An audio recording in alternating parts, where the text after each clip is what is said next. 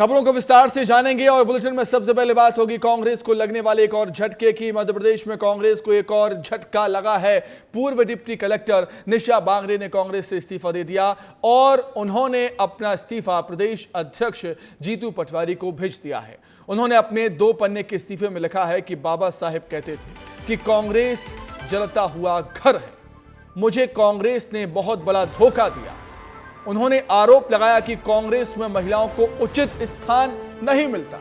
ये बहुत बड़ी बात कहती हुई नजर आई हैं निशा बांगरे। कह रही हैं कि कांग्रेस में महिलाओं को उचित स्थान नहीं मिलता है। कयास लगाए जा रहे हैं कि अब वो जल्द ही बीजेपी ज्वाइन करेंगे। निशा बांगरे कांग्रेस के दिए हुए भरोसे पर कांग्रेस में आई थी, कमलनाथ के भरोसे पर कांग्रेस में आई थी, लेकिन विधानसभा चुनाव में टिकट की मांग की, टिकट नहीं मिला। लोकसभा चुनाव में उम्मीद थी, उम्मीद वो भी टूट गई। अब उन्होंने कांग्रेस से किनारा कर दिया है, कांग्रेस से इस्तीफा दे दिया है। इस्तीफा जीतू पटवारी को भेज दिया। 2 पन्ने का इस्तीफा है, उसमें कई बड़ी बातें कही गई, कई बड़े आरोप, गंभीर आरोप कांग्रेस पर लगाए हैं निशा बांगरे ने। निशा बांगरे कहती हैं कि बाबा साहेब कहते थे कि कांग्रेस जलता हुआ घर, मुझे कांग्रेस ने बहुत बड़ा धोखा दिया है। और बड़ा आरोप यह लगाया कांग्रेस पर निशा बांगरे ने कि कांग्रेस में महिलाओं को उचित स्थान नहीं मिलता। कयास लगाए जा रहे हैं कि निशा अब बीजेपी ज्वाइन करेंगे।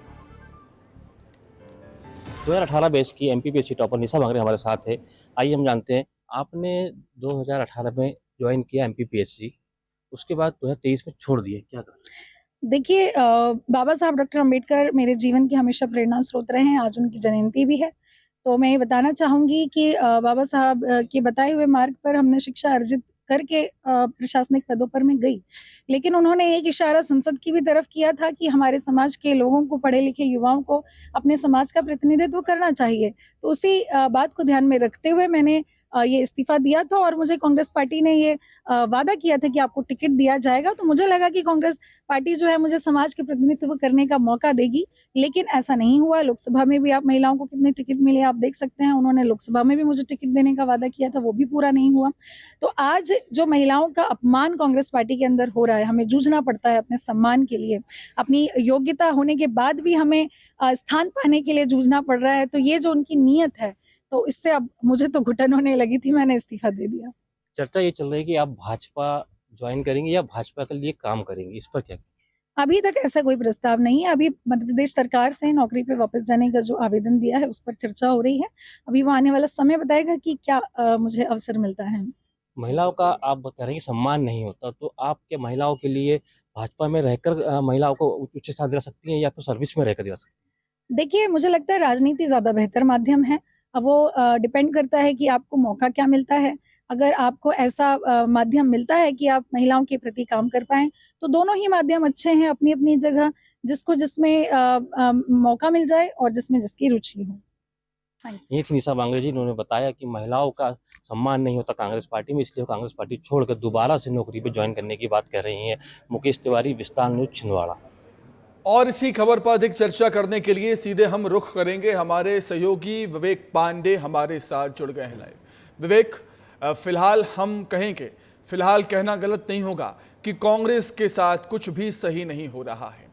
कांग्रेस के जो नेता हैं, कार्यकर्ता हैं, कांग्रेस पार्टी छोड़कर बीजेपी ज्वाइन कर रहे हैं और बड़े गंभीर आरोप लगा रहे हैं।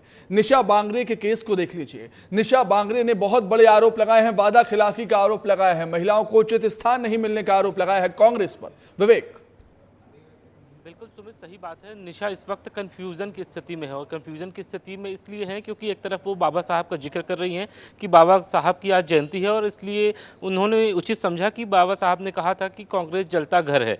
ये बात उन्हें कांग्रेस ज्वाइन करने से पहले क्या बाबा साहब की बात समझ में नहीं आई।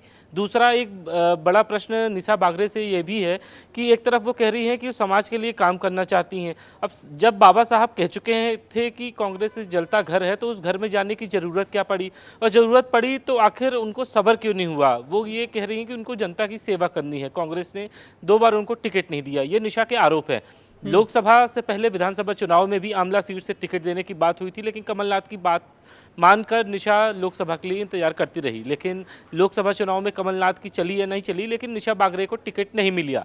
लेकिन एक सबसे महत्वपूर्ण बात है सुमित कि ये जनवरी में एक पत्र लिख देती हैं मुख्य सचिव को, महिला मुख्य सचिव है वीरा राणा, और उनको पत्र लिख के ये कहती है कि उनका वीआरएस नामंजूर किया जाए और बाकायदा उन्हें नौकरी में वापस लिया जाए। अब आज जब कांग्रेस से इस्तीफा दे रही हैं तब वो ये बात कह रही हैं कि वो लोगों के लिए काम करना चाहती हैं और प्रशासनिक क्षेत्र से ज्यादा बेहतर अच्छे से काम महिलाओं के लिए वो बिल्कुल राजनीतिक ठीक बात क्षेत्र की में विवेक की कंफ्यूज नजर आती है निशा बांगरे फिलहाल अपने आप को लेकर, अपने करियर को लेकर कि उन्हें फिर से प्रशासनिक सेवाओं में जाना है या बीजेपी पार्टी ज्वाइन करनी है। बहुत ही ज़्यादा कंफ्यूजन है अभी उनके दिमाग में, कहीं ना कहीं चल रहा है। उनकी बातों को सुनकर लग रहा है, उनके जो एक्शन है, रिएक्शन उनको देखकर लग रहा है, क्योंकि एक तरफ दो ऑप्शन लेके चल रही है। हमारे सहयोगी ने जब उनसे पूछा था कि क्या आप बीजेपी ज्वाइन करेंगी, उन्होंने कहा नहीं, अभी जो मैंने आवेदन दिया है प्रशासनिक सेवा में आने का उस पर वो विचार कर रही हैं। और एक ऑप्शन ये भी रखकर चल रही है कि अगर ये नहीं हुआ तो बीजेपी ज्वाइन कर लेंगी।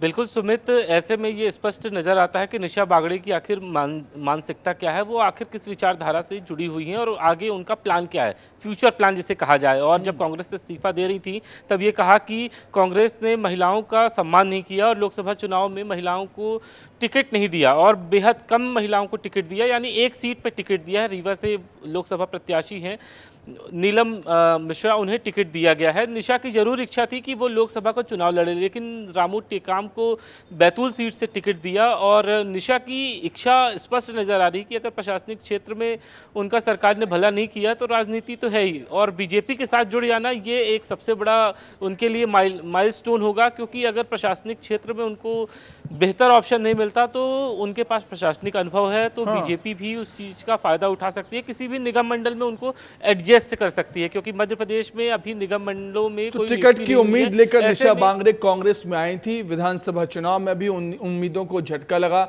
लोकसभा चुनाव में भी उम्मीदों को झटका लगा है, और यही वजह है कि निशा अब वादा खिलाफी का आरोप कांग्रेस पार्टी पर लगा रही हैं। उनका कहना था कि मुझे उम्मीद थी कि विधानसभा चुनाव में कुछ नहीं हुआ, टिकट नहीं मिला, तो लोकसभा चुनाव में टिकट मिल सकता है, लेकिन वैसा हुआ नहीं। विवेक, बहुत शुक्रिया, बहुत धन्यवाद आपका विवेक, जुड़ने के लिए, तमाम बातचीत के लिए। तो निशा बांगरे कंफ्यूज यहाँ पर नजर आ रही हैं अपने करियर को लेकर, अपने भविष्य को लेकर, क्योंकि कांग्रेस पार्टी में टिकट की उम्मीद से वो आई थी। विधानसभा चुनाव में टिकट उनको कांग्रेस पार्टी नहीं देती है, फिर उनको उम्मीद होती है कि लोकसभा चुनाव में शायद पार्टी उनके बारे में सोच रही है, लेकिन लोकसभा चुनाव में भी उनकी उम्मीदों को झटका लगा और फिर वो प्रशासनिक सेवाओं में जाने के लिए आवेदन दे देती हैं। लेकिन अब खबरें ये भी हैं कि वो बीजेपी ज्वाइन कर रही हैं। बहुत ही ज़्यादा मैशअप हो चुका है, कन्फ्यूजन क्रिएट हो चुका है निशा बांगरे केस को लेकर। मैं चाहता हूँ कि भारतीय जनता पार्टी में अच्छे ही लोग रहे और जो इस तरह के न्यूसेंस फैलाने वाले लोग रहते हैं इनसे ये दूरी रहे तो ज्यादा अच्छा है। वो हर बार दल बदलती है और हर जगह उम्मीद से होती है कि कहीं से टिकट मिल जाए और चुनाव लड़े। वो तो हर एक पार्टी ज्वाइन कर सकती है। इसके पहले भी जब मेरी कभी उनसे बात हुई थी तो वो बताती है कि हर एक पार्टी उनको इन्वाइट करती है, कभी बाबा साहब अम्बेडकर के नाम पर राजनीति करती है।